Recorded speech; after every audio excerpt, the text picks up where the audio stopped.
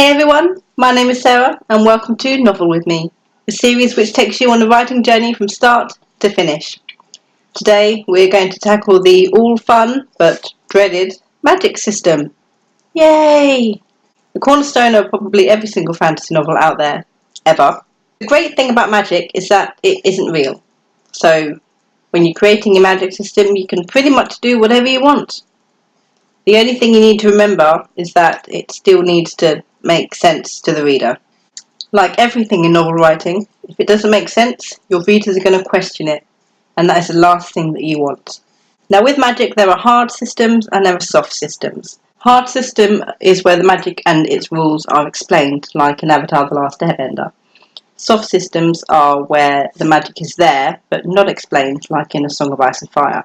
It just exists. Now, you can use either or when writing your novel. It completely depends on the type of novel you're writing, the impact that magic has on your characters and your plot, and the type of magic that you are planning to create or use within your novel itself. Now, I'm not going to go into massive detail with the magic system because it's something that I've only just learnt for myself. It's something that I have never done before, and I don't want to get my facts wrong. I don't want to give advice or tips on how to create a magic system when it's not something that I've fully invested myself in. But I am going to go over what I believe are the fundamentals of magic, the things that you do definitely need to know going into your novel, and whether you want to go in on just a surface level or dig right down deep is completely up to you. And I'm going to go down deep as far as I can, and we'll help each other out. When it comes to creating a magic system, you need to ask yourself these 4 questions. Where does it come from? Who uses it? What are the limitations? And what is the culture? These are the barest foundations you'll need in order to at least start writing your novel. Do you need to go deep and know every little nuance and detail about your magic system before you start writing? Of course you don't. But having those foundations in place are going to make everything a lot easier when it comes to rewrites and fixing any plot holes that might appear in your novel later on. If that's all you need to create your magic system, that's great, and I'll see you next time. But what I'm going to do here is delve into all of these a little bit deeper, help give you some clues, ideas on how to build your own. First thing I'm always going to say, and I've said it throughout the entirety of world building, I'm probably going to say it throughout the entirety of Novel With Me. If you have any issues or problems with creating your magic systems based on, what I've explained or what you found out online, the best and easiest thing to do is look to other medias for inspiration. For me, I'm obviously going to be looking towards Avatar: The Last Airbender and the Dragon Prince for lessons on how to effectively build a magic system, because I love their magic systems. They're so detailed, yet not detailed at all, and that's what we need. Are you going to drink this milk or not? Another child here, do forgive me. Where does your magic come from? It's probably the most important thing you need to ask. Does it come from nature? Does it come from the user's own energy? Does it come from special items? How does it manifest, and what does it look like? Is it a Sabrina Spellman finger point or a Claudia chant? Knowing where your magic comes from is the first step into answering a lot of the other questions that we need to ask ourselves, such as who uses it or what are the limitations. Where does it come from will also focus on things like how is your magic created? How is your magic controlled? There are a myriad of different ways that you can do this. I think the most obvious ones when you think of magic in media are wands. The magic you have inside you is focused through the wand in order for you to complete whatever spell that you want to complete. It needs a spell and a hand movement in order to work, unless you are an extremely skilled witch or wizard and not able to conjure this magic without the use of the wand at all whatsoever. Hand gestures, of course, is another one. As you can see in Avatar: The Last Airbender, they'll use their hands, their movements, their body movements in order to control the elements around them. Written symbols, as you can see in the Dragon Prince, are often used in order to call forth different types of elemental magic. Through focus or concentration or pure sheer will, like with Sabrina Spellman, The 90s Sabrina Spellman though, not the new Sabrina. 90s Sabrina Spellman, where you could just point, flick there, magic comes to life. Nothing else needed. You can have magic controlled through connection to the source of magic. Like in the Dragon Prince, again, you need to have a connection to one of the primal sources of magic in order to be able to use that magic. And then you've got things like rituals, blood, sacrifices, I suppose the darker elements of magic. Do you need to sacrifice an animal to draw on the magics within the earth? Do you need to write symbols in blood in order to cast your spells? And then you've got magic controlled through your emotions. I'm going to be a nerd and use Raven from Teen Titans, whose emotions affect a magic. There are so many different ways for you to think about how your magic is controlled, and how your magic is controlled is going to affect everything else. Everything in magic affects everything in magic. I thought we were done with that saying, but clearly we're not. What it looks like will depend entirely on what type of magic it is. If you are using elemental magic, what does it look like when it's being used? Is it a sudden force of water? Is it a wave coming towards you? Is it being able to manipulate the movement of fire or air? Is it being able to manipulate the growth of plants? Is it being able to manipulate the ground beneath your feet? For example, if you are using magic spells or potions, are there clouds of smoke? Are there bangs? Are there sparkles? Are there fireworks? When you're casting a spell, does the atmosphere change? Does a strange wind blow from nowhere? Can you feel magic? Is it vibrations or a tingling or force that you can feel around your body, whether you are using the magic or feeling the effects of the magic? All of these things will come together to really create an impact when your readers are reading the book. And the visuals of magic are also a great way to ramp up the tension and conflict when you need it. Next, we're going to go on to who uses your magic. Is it a prominent thing in your society? Are there lots of magic wielders, or are there hardly any? Are you born with magic? Is it taught? Is it gifted? Of course, it depends entirely on the type of novel you're creating. In A Song of Ice and Fire, of course, there are only very special individuals who are able to use whatever magic that George R.R. Martin has set forth in the books. I don't think anybody's exactly 100% sure on what it is. We just know it's there. We know it exists. And because it exists in such a small, subtle way, we don't question the fact that we don't know anything about it. It's part of the mystery. We know, obviously, that Bran has his warging capabilities. We know the children of the forest have some sort of magical abilities. They are more or less immortal after all. The Night King has whatever freaky magic abilities he has, but that's very few and far between. Take Harry Potter, on the other hand, and you have a whole society full of witches and wizards. There's no end to how many people across the globe are able to use magic. They have it inherently, but they need to be taught how to use it. Again, it completely depends on how you want to use magic in your world and for your plot. So the people who use magic, obviously the most obvious one is that they're born with it. They are born with these magical abilities. And if they are born with these magical abilities, are they trained on how to use them?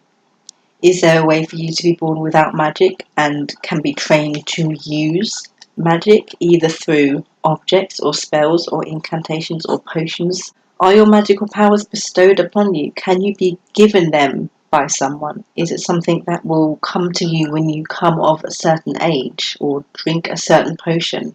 Is there a ritual, perhaps, that you have to do in order to gain magic or have it awakened in you in some way? Are you going to go down the dark route? Are you going to make a deal with some sort of demonic entity? Sell your soul, I suppose, in exchange for supernatural abilities? Do you have to sacrifice something in order to gain magic? This can be anything that you want, anything that makes sense in your world. If people don't have magic, then do objects have magic? And gaining one of these objects give you the ability to use magic? Like I said, there is no end to what you can do. You can think as far outside the box as you want to, because no matter what you think of, if you can make it make sense within your world, That's all you need to do. It's as simple as that. What are the limitations? This is probably the most important thing you need to think about with magic.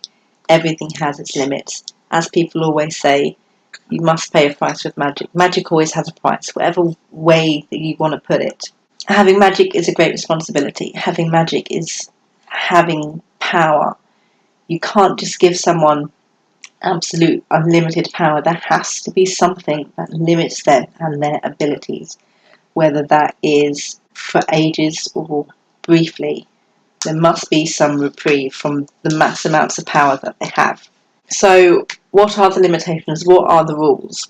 Is the magic limited? Is it unlimited in some way? If it's magic that comes from within a person, can you steal magic or create magic for your own? Does magic have an effect on its user? Are there some things that magic can't do? Genie can't make people fall in love or bring people back from the dead. The humans in Dragon Prince weren't able to connect to the primal stone, so guess what? They created their own magic. They created dark magic so they'd be able to use it. In Avatar The Last Airbender, if you don't have your element around you, you are not going to be able to use it. Except if you're an airbender, there's always air. The limitations of magic are directly linked to where magic comes from. If your magic comes from an object, obviously the limitation is if you don't have that object, you can't do magic. So in that way, magic can be stolen if you get a hand on the object that magic comes from itself.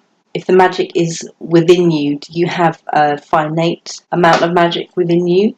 Does it ever run out? Does it affect your energy? Does it drain you? Does it hurt you in some way? If you do have finite resources, it's more that the character only has a set amount of magic they're able to use before it needs replenishing. Think the MP gauge on a video game. Once it's gone, you have to wait for it to fill up before you can use magic again. Does it take a toll on the environment around it? If magic comes from nature, if you use that magic, does it destroy the nature around it? Does that help limit the ability of the magic users? What if using magic makes you vulnerable to other magic users, to any other dark forces out there? Is there a way that using magic you'll be able to be manipulated into something else? If you're being trained how to use magic, obviously you'll be limited by the amount of skill you have and the amount of knowledge you have, even if you are not limited by the amount of magical potential that you have. Is it possible for you to learn and complete a grade 10 spell if you're only learning at a grade 4? Who knows? It's completely up to you. Again, the possibilities are endless. Just remember that the limitations link to where it comes from. And the limits of magic itself. What can magic do? What can't magic do? Is there a limited range that magic can affect when you use it? Or is there a particular length of time that your spells last for before they stop completely, like Cinderella's magic pumpkin at midnight? Is magic going to be limited by the amount of focus and concentration that a magician has? If they stop concentrating, does that mean that their spell vanishes even though their magic is still there? And what about stamina? If a magician is running low on strength, is running low on magic, are they going to be able to keep up with a large spell, or are they going to be designated to using only smaller ones? The limitations of magic are the most important thing to think about. Finally, what about the culture of magic? Again, this depends entirely on the type of story that you are telling. Is there a secret society of wizards? Are they out in the open? Is there a specific community or religion tied to the magicians and the magic? If your world, if your country is majorly made up of magic users, then they're more likely to blend in, I suppose, with everyone else than they are to stick out wearing the, tall pointy hat and the wizard robes. When you decide upon the culture, you need to decide upon the culture's effect on the rest of the world.